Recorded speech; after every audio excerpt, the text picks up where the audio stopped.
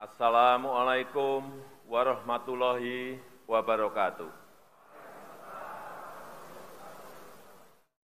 Selamat pagi, salam sejahtera bagi kita semuanya, Shalom, Om Swastiastu, Namo Buddhaya, salam kebajikan. Yang saya hormati Wakil Presiden Republik Indonesia, Bapak Profesor Dr. H.C. Kiai Haji Ma'ruf Amin beserta Ibu Wuri Estu Ma'ruf Amin. Yang saya hormati Ibu Hajah Profesor Dr. H.C. Megawati Soekarno Putri, Presiden Republik Indonesia kelima. Yang saya hormati Ibu Hajah Sinta Nuriyah Abdurrahman Wahid, istri Presiden Republik Indonesia keempat. Yang saya hormati Bapak Tri Sutresno, Wakil Presiden Republik Indonesia keenam. Yang saya hormati Bapak Hamzahas, Wakil Presiden Republik Indonesia ke-9. Yang saya hormati Bapak Muhammad Yusuf Kalla, Wakil Presiden Republik Indonesia ke-10 dan ke-12. Yang saya hormati Bapak Profesor Dr. Budiono, Wakil Presiden Republik Indonesia ke-11. Yang saya hormati Ketua, para Wakil Ketua, dan para anggota MPR Republik Indonesia. Yang saya hormati Ketua, para Wakil Ketua, dan para anggota DPR Republik Indonesia. Yang saya hormati Ketua, para Wakil Ketua, dan para anggota DPD Republik Indonesia. Yang saya hormati Ketua, para Wakil Ketua, dan para anggota lembaga-lembaga negara. Yang saya hormati Yang mulia para duta besar negara-negara sahabat dan para pimpinan perwakilan badan dan organisasi internasional yang hadir. Yang saya hormati para Menteri Kabinet Indonesia Maju, serta Panglima TNI, Kapolri, Jaksa Agung, Kepala BIN. Yang saya hormati para Ketua Umum partai-partai politik yang hadir. Saudara-saudara sebangsa dan setanah air, para hadirin yang berbahagia.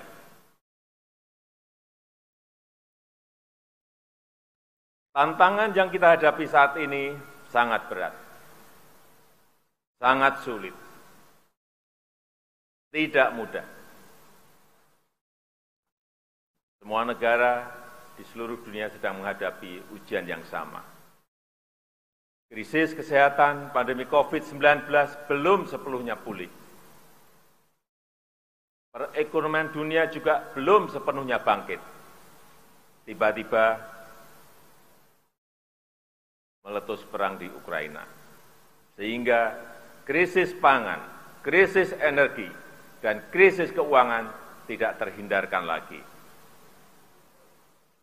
Kita tahu 107 negara terdampak krisis, dan sebagian di antaranya diperkirakan akan jatuh bangkrut. Diperkirakan 553 juta jiwa terancam kemiskinan ekstrim, dan 345 jiwa terancam kekurangan pangan akut dan kelaparan. Ujian ini tidak mudah bagi dunia, dan juga tidak mudah bagi Indonesia. Semua ini harus kita hadapi dengan kehati-hatian, dengan kewaspadaan. Namun, di tengah tantangan yang berat, kita patut bersyukur Indonesia termasuk negara yang mampu menghadapi krisis global ini. Negara kita, Indonesia, termasuk negara yang berhasil mengendalikan pandemi COVID-19, termasuk 5 besar negara dengan vaksinasi terbanyak di dunia, yaitu 432 juta dosis vaksin yang telah kita suntikkan. Inflasi juga berhasil dikendalikan di kisaran 4,9%. Angka ini jauh di bawah rata-rata inflasi ASEAN yang berada di sekitar 7%. Dan jauh di bawah inflasi negara-negara maju yang berada di sekitar 9%. Bahkan sampai pertengahan tahun 2022 ini, APBN juga surplus 106 triliun rupiah. Oleh karena itu, pemerintah mampu memberikan subsidi BBM, subsidi LPG, dan subsidi listrik sebesar 502 triliun di tahun 2022 ini, agar harga BBM di masyarakat tidak melambung tinggi. Selain itu, ekonomi berhasil tumbuh positif di angka 5,44% pada kuartal kedua tahun 2022 ini. Neraca perdagangan juga surplus selama 27 bulan berturut-turut. Dan di semester 1 tahun 2022 ini, surplusnya sekitar 364 triliun rupiah. Capaian tersebut patut kita syukuri. Fundamental ekonomi Indonesia tetap sangat baik di tengah ekonomi dunia yang sedang bergolak. Di satu sisi, kita memang harus tetap waspada dan harus tetap hati-hati, namun di sisi lain, agenda-agenda besar bangsa harus terus kita lanjutkan untuk meraih Indonesia maju. Saudara-saudara sebangsa dan setanah air, dalam menghadapi pandemi COVID-19 yang melanda seluruh dunia, bangsa Indonesia telah menunjukkan diri sebagai bangsa yang tangguh. Masyarakat dusun, masyarakat kampung saling melindungi dan saling berbagi. Ulama, tokoh agama, dan tokoh adat aktif mendampingi masyarakat. Organisasi sosial, keagamaan bergerak cepat membantu masyarakat.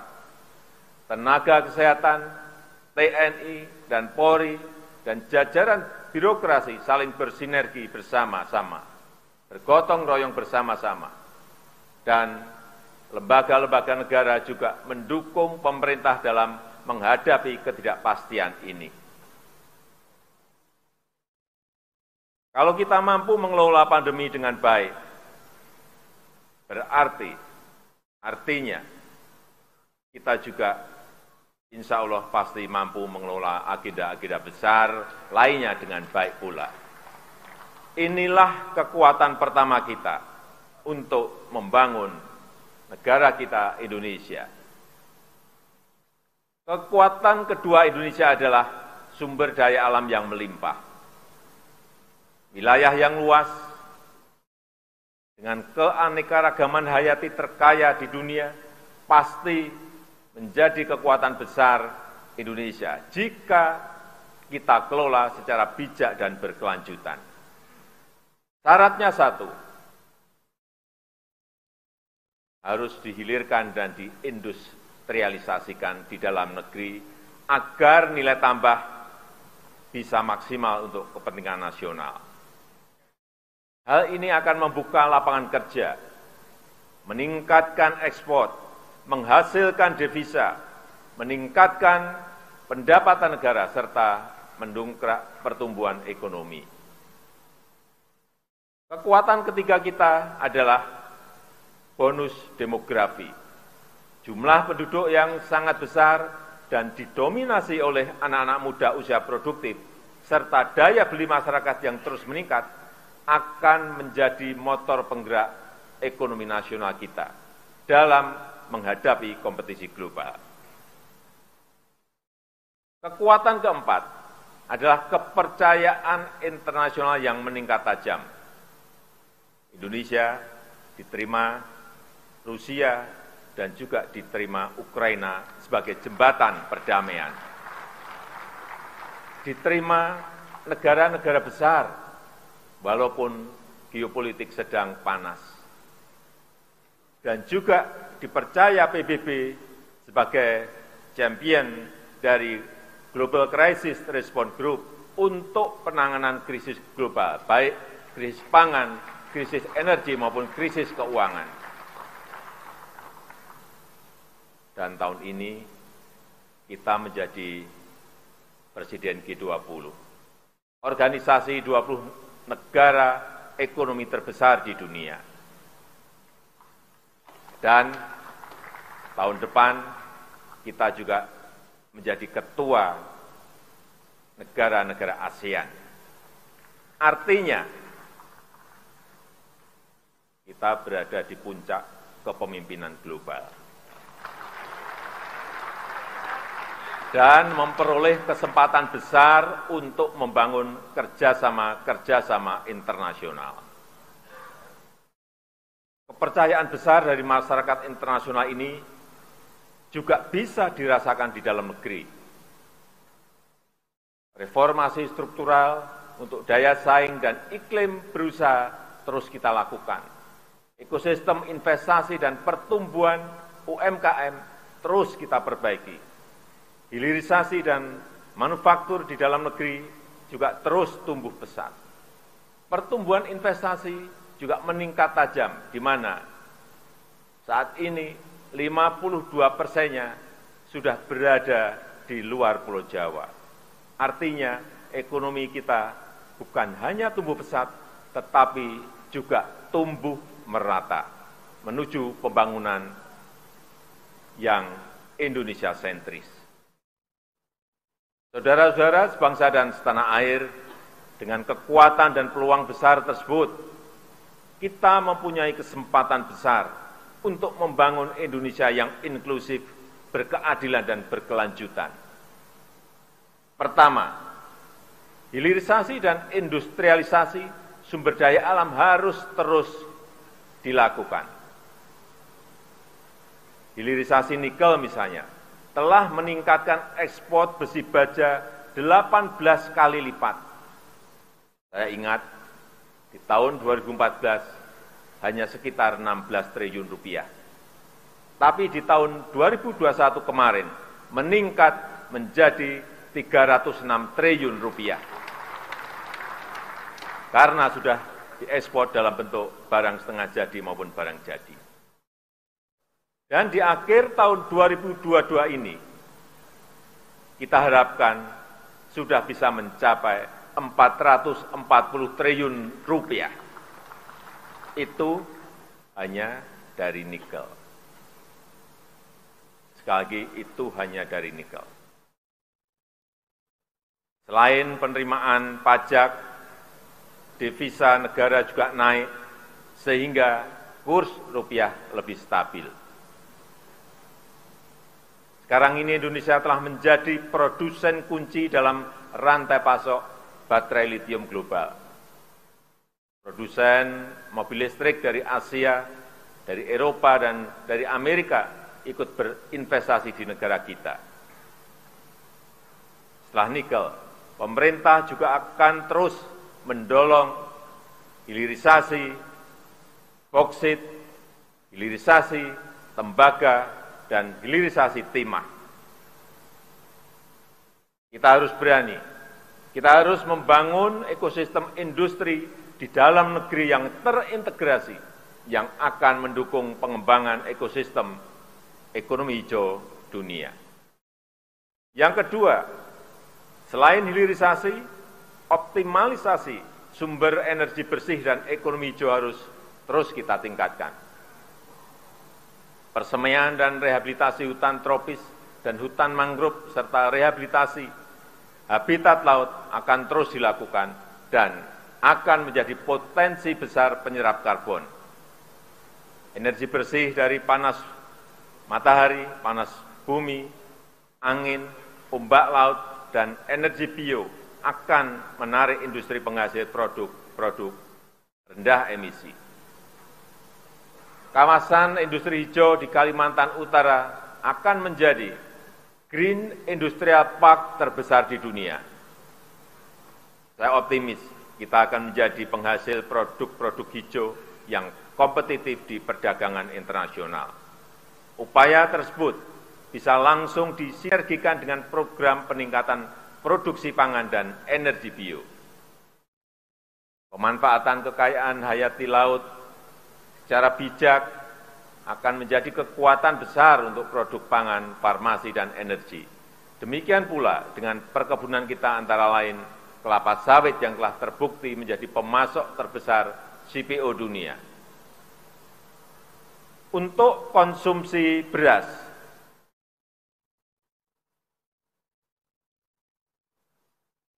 kita sudah tidak lagi impor dalam 3 tahun terakhir. Untuk beras konsumsi, pembangunan bendungan dan irigasi telah mendukung peningkatan produktivitas nasional kita. Alhamdulillah, kita baru saja memperoleh penghargaan dari International Rice Research Institute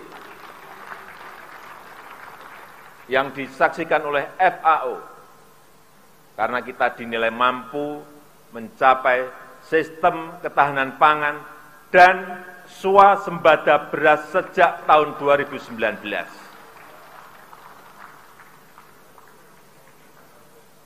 Yang ketiga, perlindungan hukum, sosial, politik, dan ekonomi untuk rakyat harus terus diperkuat.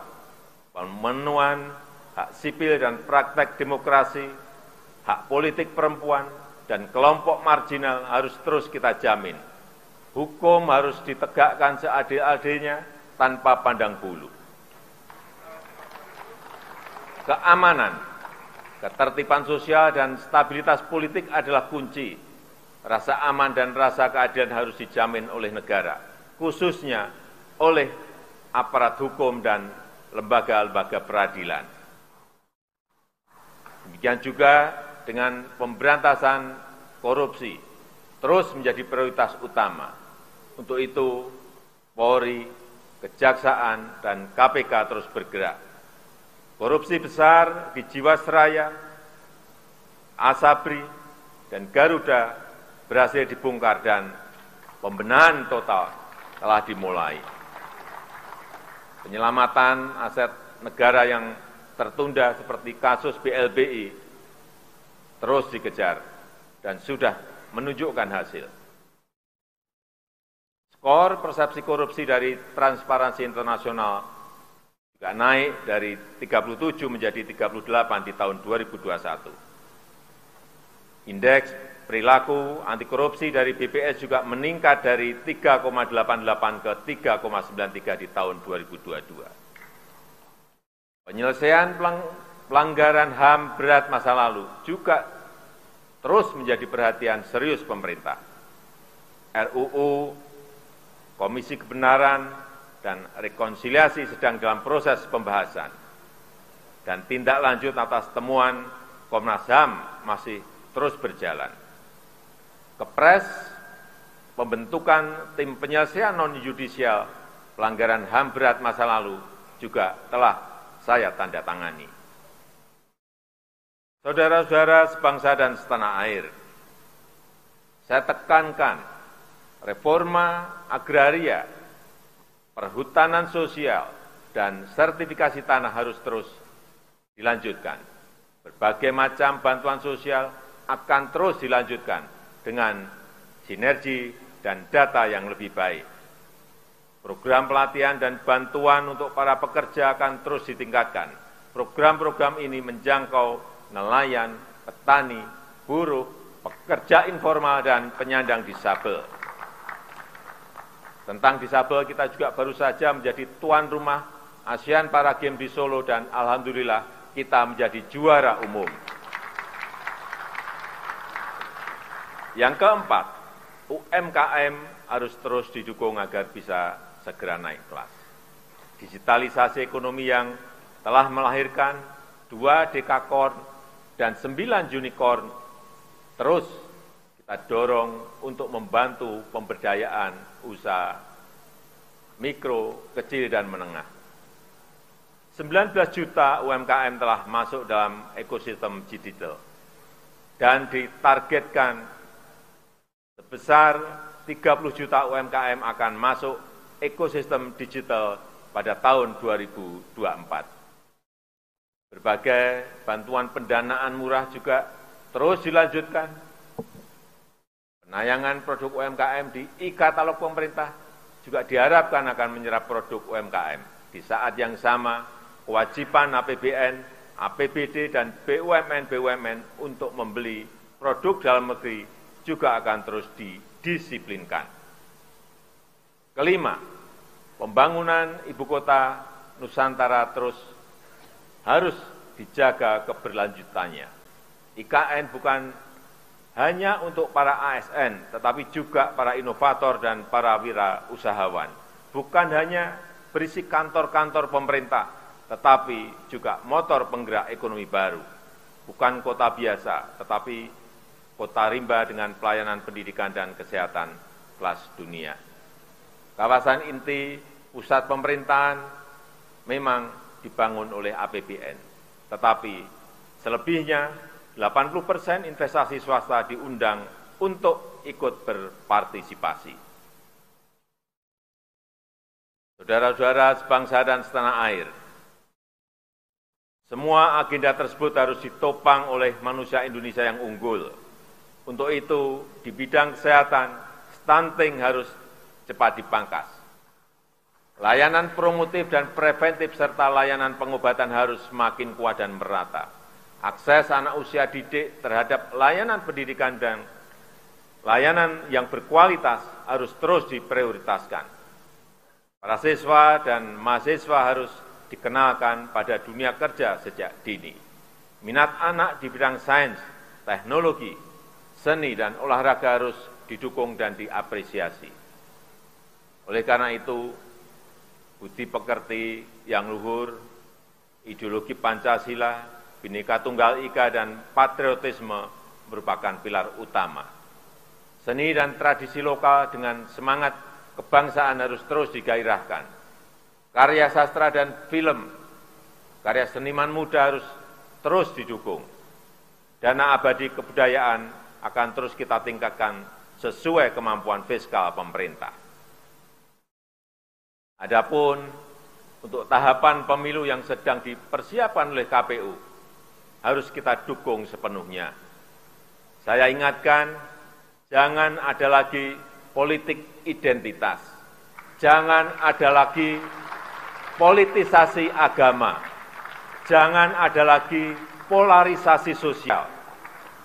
Demokrasi kita harus semakin dewasa. Konsolidasi nasional harus diperkuat. Dan terima kasih kepada ulama, tokoh agama, tokoh masyarakat, dan tokoh kebudayaan yang telah berkontribusi besar memperkokoh fondasi kebangsaan kita, serta merawat persatuan dan kesatuan nasional. Saya juga mengharapkan dukungan dari semua lembaga negara untuk menjaga dan membangun demokrasi di negeri kita ini, untuk memperkokoh ideologi bangsa. Saya menghargai upaya MPR dalam mendorong pengamalan Pancasila, mengkaji substansi dan bentuk hukum pokok-pokok haluan negara, serta menggagas kerjasama internasional dalam mengatasi permasalahan global. Dukungan DPR dalam menghadapi krisis kesehatan dan perekonomian telah mampu membantu pemerintah. DPR telah mendukung beberapa transformasi besar, antara lain Undang-Undang IKN dan Undang-Undang Harmonisasi Peraturan Perpajakan, serta Undang-Undang Tindak pidana kekerasan seksual. DPD sesuai dengan kewenangannya telah ikut berperan dalam menyusun beberapa rancangan undang-undang, terutama terkait dengan otonomi khusus dan pembentukan provinsi-provinsi baru. Reformasi pelayanan hukum di Mahkamah Agung terbukti telah meningkatkan kualitas penyelesaian perkara. MA terus mengedepankan keadilan restoratif. MA juga telah meningkatkan akses pelayanan hukum yang berkeadilan bagi masyarakat. Mahkamah Konstitusi telah meningkatkan pelayanan penegakan konstitusi secara efektif. Sistem peradilan berbasis elektronik semakin memudahkan akses masyarakat. Peran MK sebagai tuan rumah Kongres MK sedunia juga patut diapresiasi.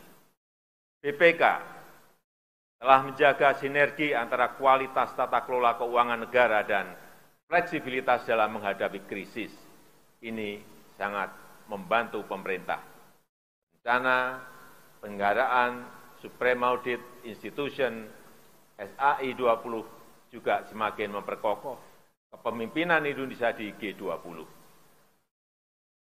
Komisi Yudisial terus memberikan layanan prima dalam mengawal peradilan yang bersih dan berwibawa.